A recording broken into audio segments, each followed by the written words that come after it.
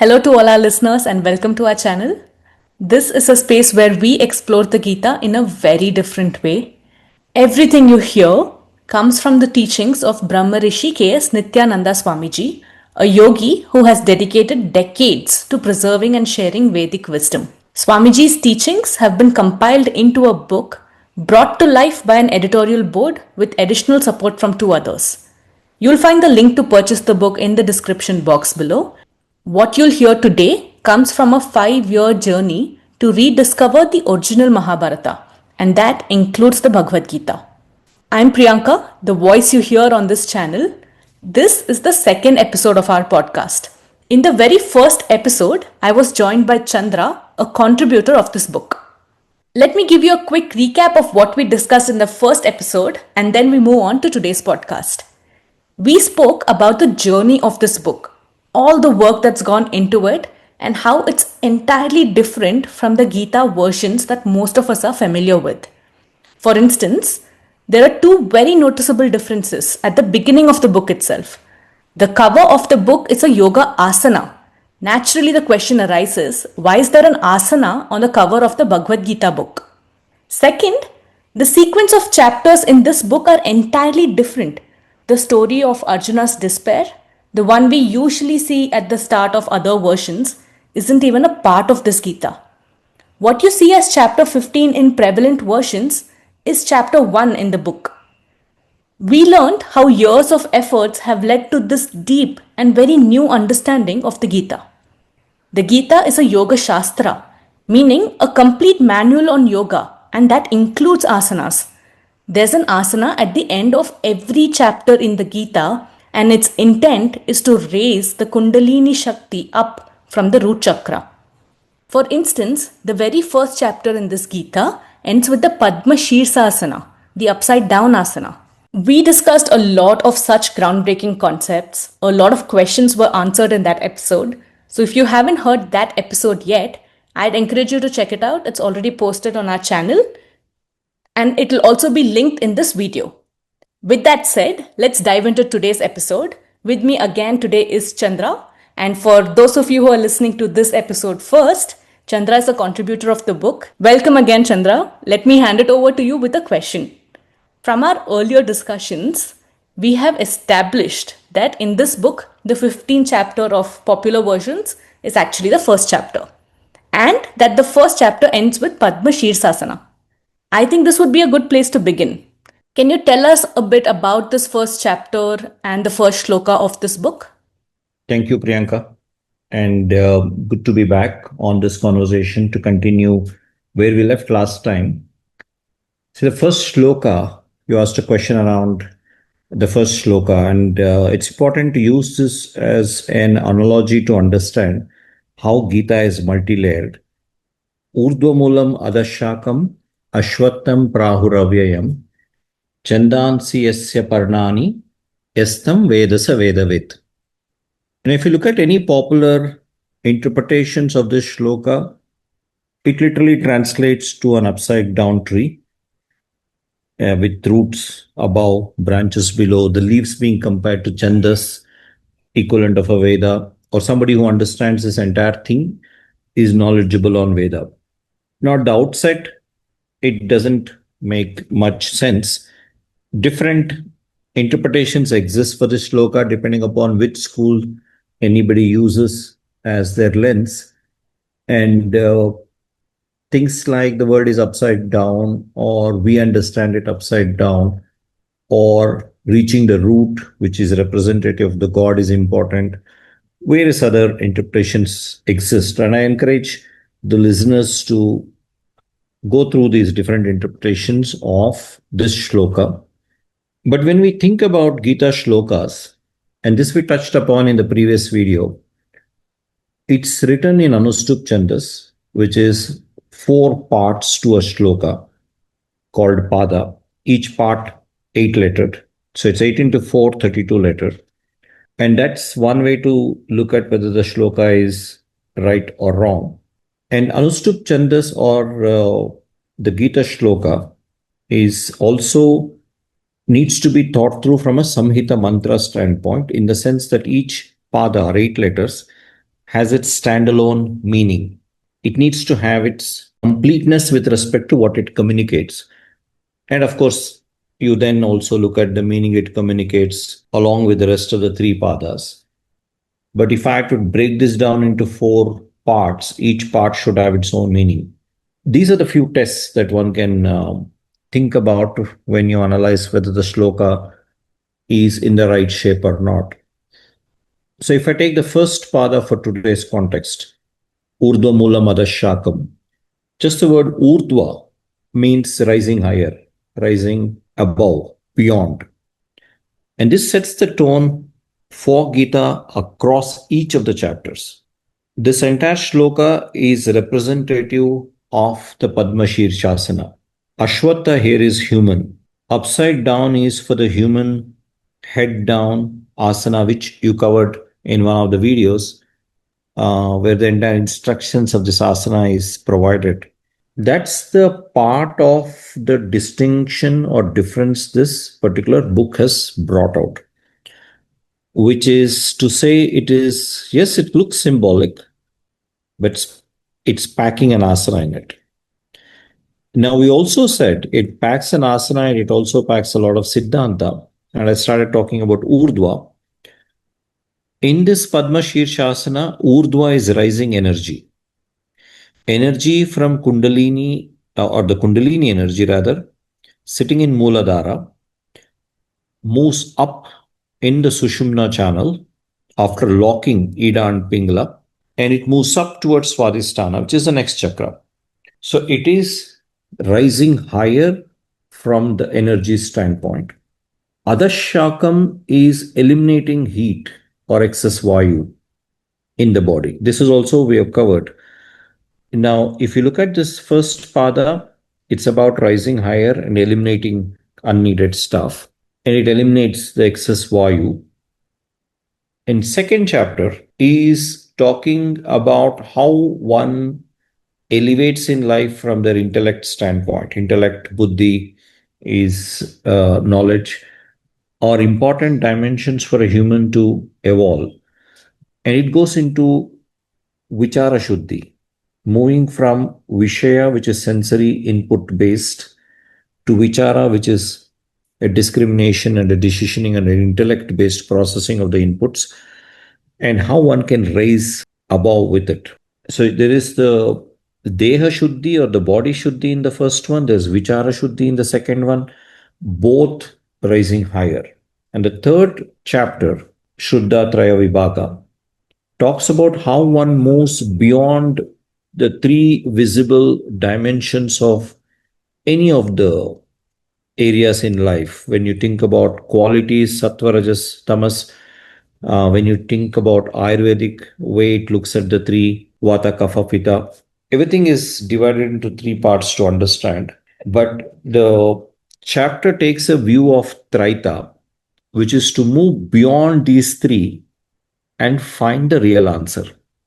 So again, it's rising higher with respect to the way you see the world, which is always seen in this three dimensions. In the fourth chapter, continues the dimension of rising higher, which to provide a mechanism for one to reach Samyak Gnana, which is the highest form of unchanging truth.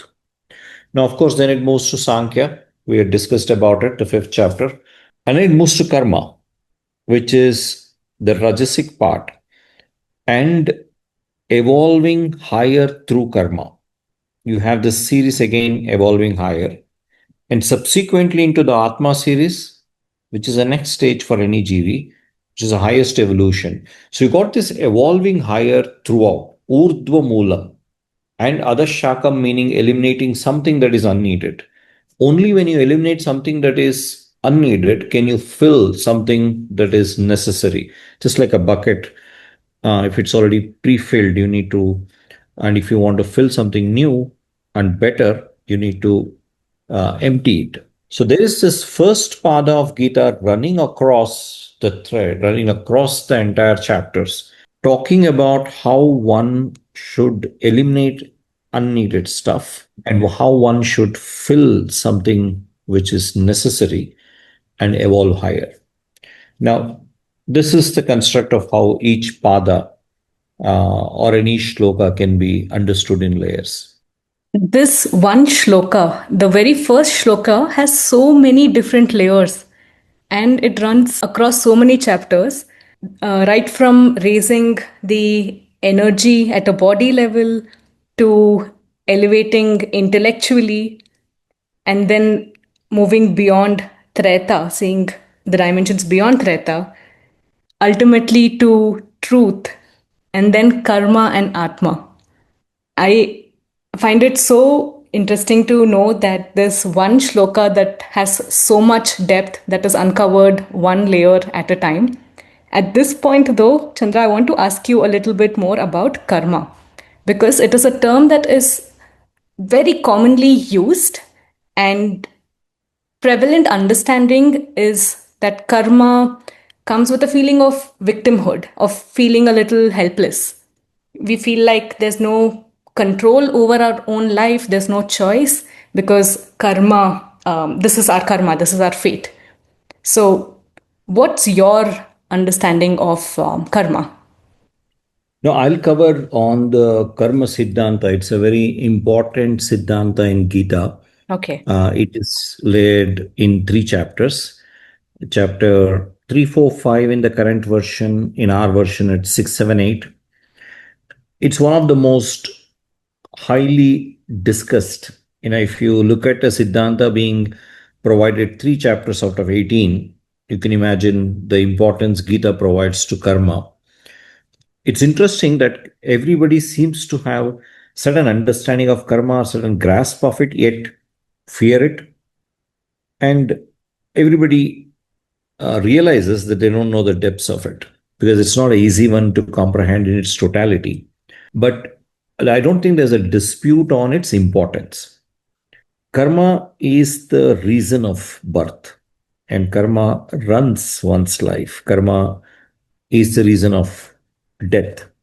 Now, I'm going to put multiple facets of karma here, which might sound overwhelming. As I said, Gita packs karma extensively, and we're going to break this down as we go along. And to give a broader picture, we could also think of, like what I just said earlier, karma is literally taking birth, running life, and ending life. GV or the living being is a medium. Now, that's one way to think about it. That's the extent to which one needs to understand the influence of karma. Now, what is karma? Karma is the entire influencing factor or thoughts that exists in an individual accumulated over multiple lifetimes of free will, which is now sitting as certain influencing dimension in a human. So every action of a human is karma. So you could think of that action as a complete free will. Now, where people associate karma to fate is this influencing factor, which was an individual's free will at some point in time.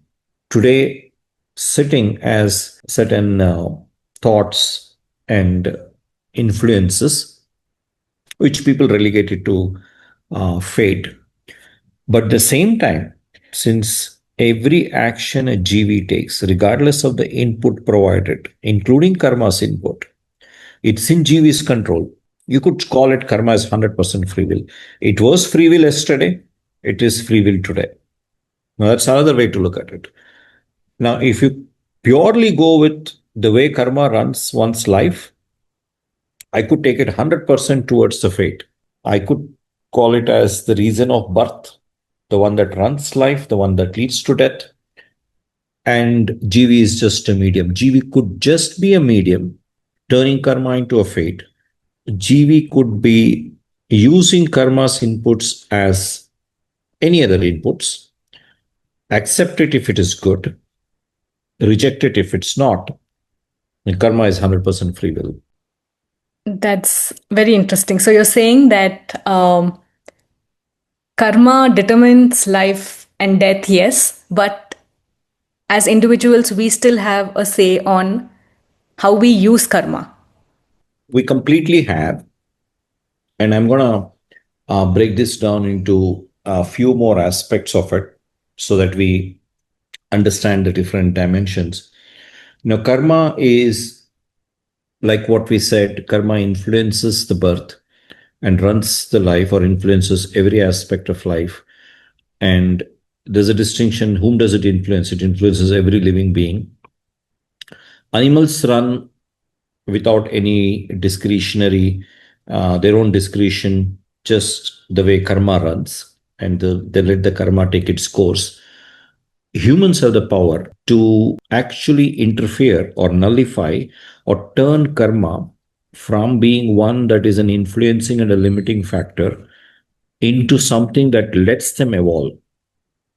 So, karma siddhanta, which is the entire philosophy of karma, is not is not applicable to animals. Karma is applicable to everybody. Siddhanta is only available to humans. So humans can think of their intellect and their buddhi as something that is their power by which they can comprehend karma siddhanta and use this as a means to evolve. And I would say in that sense, the few things that comes into picture that sets the tone of how you think about karma is with respect to what karma should one do, what should they avoid, and how to determine what's the right karma, what's the wrong karma, and what is the fruits of the karma, and then how does that fruits get deployed. So there's this various aspects of karma which the individual being have in their power. And that's where I would still say that karma is, as one understands it more and more, it is a powerful tool. It is a tool for evolution. It's a tool for leverage. Yes, absolutely. In fact, this definition of karma as action also flips the narrative of feeling like we have no control over it. If it is action, that means we have complete control over it. And we can then use it to see how it determines our life. Absolutely. And there is also multiple parts of what one thinks about karma phala, for example. If I take one by one into all the different aspects of karma, karma is an action. And of course, the thoughts that influence the action. Karma phala is the result.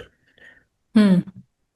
And I'm sure you would have heard about how one should do the karma and leave the outcome or fruits to and not worry about it, rather. Well, that's true at certain level.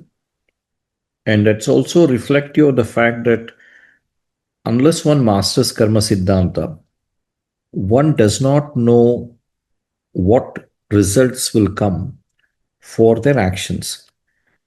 So you tend to feel that you don't have sufficient knowledge of every action that you do. Yes, there is certain amount of awareness of what one leads when anybody takes an action. There is certain expectation or reasonable understanding. Never a 100% certain clarity one carries with respect to what results would come. And because one doesn't have that level of control on the results, it's much more safer to say focus on the process, don't worry about the results. But as one develops a comprehensive understanding of karma siddhanta, every action one can turn it into a more freedom oriented, despite karma limiting and influencing buddhi of an individual. As I mentioned earlier, the individual still have the discretionary power to accept or reject, and at that point in time exercise 100% free will and develop the ability to understand the fruits of karma, which is the next step. And once you understand the fruits of karma, then you start understanding what karma that one should do to achieve what results. And that takes you through to the next set of stages of karma. Yes, like you said, Chandra, this is a definition that I've heard multiple times, which is focus on your karma, don't worry too much about your results.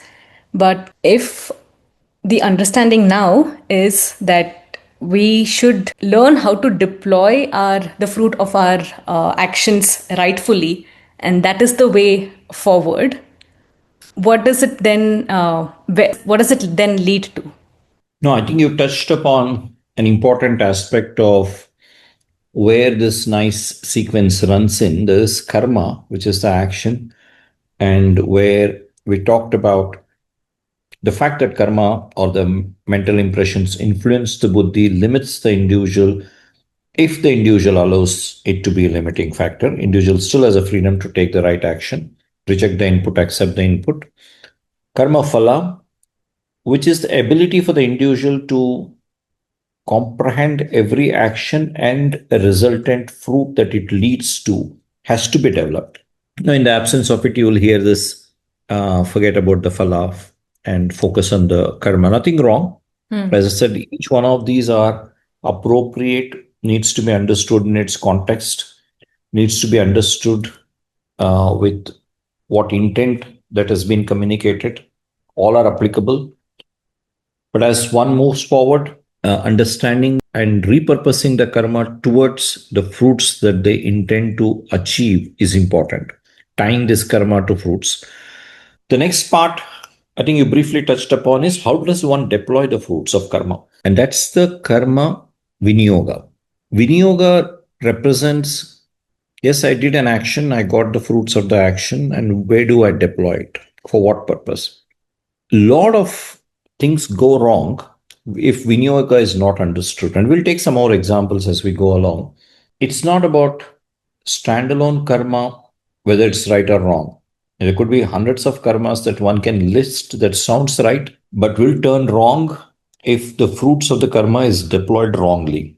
There could be lots of karma one can discuss in a standalone basis, might appear wrong, but if it's done with the intent of rightful deployment and actually followed through with the deployment of the fruits, that's karma vinyoga, working backwards, the karma looks perfect. More than standalone definition of karma, which is very difficult to describe, there will be broad guidelines of karma that is defined by the scriptures, this in terms of the guidelines, directions, but nobody can ever give a definitive point by point examples of what is the right karma, what is the wrong karma, because no scripture can write what an individual faces at any point in time and have a ready made answer. That's never the intent. The intent is to equip the decisioning power. The intent is to give broad guidelines, and also the fact that the individual at that micro moment is the decision maker with respect to the actions to be taken for the rightful deployment of the fruits of the action, which nicely ties up the context of whether the karma is right or wrong. Right? The only the individual who's in that moment knows the best. Everything else is supportive. Nothing is directive to the extent of micro providing for every instruction. So the deployment has higher validation of whether a karma is right or wrong, and that becomes very important. As I was thinking through what you were saying, Chandra, one question arises. If I deploy my the karma phala rightfully, like you said, it is very difficult to understand what is the right karma and what is the wrong karma. But if I know how to deploy the fruits of my action rightfully, where does that take me then? I think there is directions on what's the right karma, wrong karma. That's one part of it that we will get to, and that's a broad definitions. And there are certain amount of guidelines around it. What constitutes good karma and bad karma? I must qualify what I just said. Uh, the situational decisioning of right or wrong is left to the individual at the micro level. Right? Nobody can imagine millions of situations, millions of people get into and prescribe an action. So there is that part of it left to the individual with a broad guideline of what's the right karma, then the phala part of it, the outcomes of that, and then you touched upon the deployment, which we discussed how deployment is important to determine whether the karma is right or wrong. Right. The karma vinyoga. That takes us to the next step. That I think that was your question on karma vipaka. Karma vipaka is essentially an ability for one using their action to nullify the influence of the karma. Now, I got a storehouse of karmic influences on me, which a lot of people, you started off this conversation by talking about victimhood and this storehouse of impressions which influences the buddhi, which seems to limit an individual, which leads to victimization and discussing about the fate. Now, think about power an individual carries to start nullifying the very influence which they get worried about. That's karma vipaka. Now, I got the karma, which is an action. I have reasonable guidelines of it in the karma siddhanta. I have the siddhanta giving me the power to determine the phala or the fruits. There is this next step of deployment. Again, the karma siddhanta talks about how one should think about deployment, which is the karma vinyoga. And that karma vinyoga, which is the rightful deployment of the fruits, eventually should lead to karma vipaka, which is nullifying the very influence that might have started this chain. As I nullify these influences, then the human is moving towards more and more freedom. This is the urdhva moolam that I was referring to in the earlier conversation. You are rising higher with karma. The Karma Siddhanta becomes the first part of the Rajasic or action part of Gita, and which is where it is the most important part of what a human spends every moment. How can one rise higher? Going back to the first shloka of Gita, Urdhva Moolam rising higher, Karma now lays out the structured path through Vipaka process to rise higher. Does this then answer the big question that's on everybody's mind, which is what's the purpose of my birth? Why am I here? Because karma determines birth, it determines death. And would you say then that the purpose of life, this journey, is for us to orient all our actions, all our karma towards karma vipaka, as in moving higher? Absolutely. At the GV level, at this stage of Gita, at the Karma Siddhanta level, Karma Vipaka, which is nullifying every influence of karma, which can be called as something that limits an individual. Now, gaining freedom from it or removing that influences is the number one purpose of birth. We have not touched upon different types of karma that leads to birth and all of that, which we will touch upon subsequently. But to answer your question very specifically, is karma vipaka naturally what we claim as victim, fate, everything that you also said earlier in the conversation. How does one nullify it? How does one completely eliminate it? Well, that's the part that also influences buddhi and limits one's ability to move towards gnana, the full knowledge. So if the jivi or the living being needs to gain control, needs to evolve higher with respect to their knowledge base, karma vipaka is most important. Without vipaka, there's no gnana. And hence, karma vipaka becomes the primary purpose of birth. Very interesting. So, I know in this episode we've discussed a lot of concepts, and we will post more detailed videos on each of these concepts as we move along. With every episode, we hope that you uncover one more aspect of Gita that's entirely new and that it sparks more questions for you. So, if you have any questions, do leave them in the comments and we'll pick them up in our future discussions. Chandra, any closing thoughts from your side? A few things. This has been a great conversation. We continued where we left the last conversation, which was fairly exhaustive, the previous video, on the background of how this book and the concepts came about.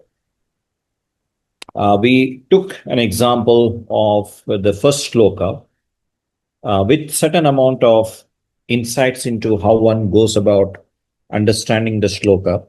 And hopefully that gave a little bit more practical understanding of what we discussed in the previous video in terms of the approach of this book and how rising above or rising higher, going beyond, is a fundamental principle on which Gita is constructed.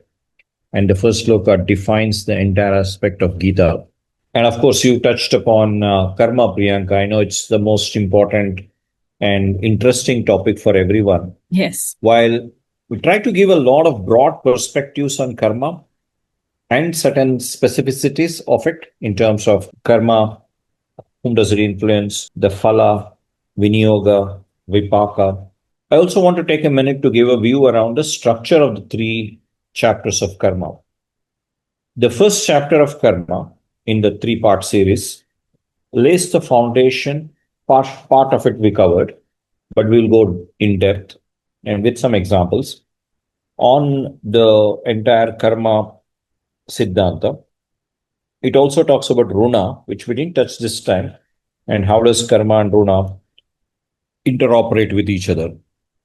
And there are three types of karma, three types of runa. Understanding these different uh, variants of karma and runa, the various ways which it influences, and the mechanisms by which one overcomes this whole limiting factor, as one would call into something of a celebration through their power of freedom. Is a lot of those conceptual topics are laid in the first chapter, Karma Yoga. The second chapter takes this to a next level, second of the three-part series. It connects karma and gnana. Karmavat gnana, gnanavat karma, which is perform actions and obtain gnana. And from that obtained gnana, you perform or refine the actions the next time around. That's the interconnection of karma and gnana. I know a lot of readers and listeners and anybody in this path spend a significant amount of time thinking about what is a karma a path, what is a gnana path, is one is superior versus another. The second chapter of Gita really gives out a more comprehensive answer to it. There's no karma without gnana, and there's no gnana without karma. So there's no way anybody can break this out. Including gnana cannot be expressed without a karma. Now, how do you know somebody is a gnani? Only when they speak, and that's speaking is karma. Only when they answer your question, only when they bring some insights at a certain topic. Somebody sitting silent, you wouldn't even know whether the person is gnani or not. Even to express gnana, you need karma, and obtain gnana, you need karma. The concept of karma versus gnana, which a lot of people get caught in, a lot of that gets answered in the second part of the three series. The third part of it now gets into directions around what constitutes the right karma. Now, that's the stage at which one can understand what's the right karma, what's the karma that needs to be avoided. Because humans also have risk and tendency of getting caught in unneeded karma, which piles up more and more burden on them. And that's what gives a directional sense, because by then the individual is ready to absorb it, given a lot of foundation being laid. It goes extensively around karma vipaka, the third chapter, which we talked about, that being the primary purpose of birth. And then it starts moving towards the next stages of the life beyond karma, and how when one reduces the influences of karma, how one can shift, because it's also a preparatory to certain extent stage for the next Atma series that follows, which is beyond the GV. So that's the broader construct of the three chapters of karma. And as we go along in each one of them, it will definitely be a lot more exciting to understand in a structured fashion on each of these different karma parts. So that would be an interesting one that we can take up, Priyanka. Oh, yes, very interesting. And we will unpack each of these concepts one layer at a time. So there is a lot more coming your way. And to all of our listeners, if you wish to purchase the book, please visit Veda Vijnana Mandira. The link is in the description. We really hope you enjoyed this video. Ask as many questions as you can in the comments, and we will take it up in our future videos. Thank you so much for watching, and thank you, Chandra. Thank you, Priyanka.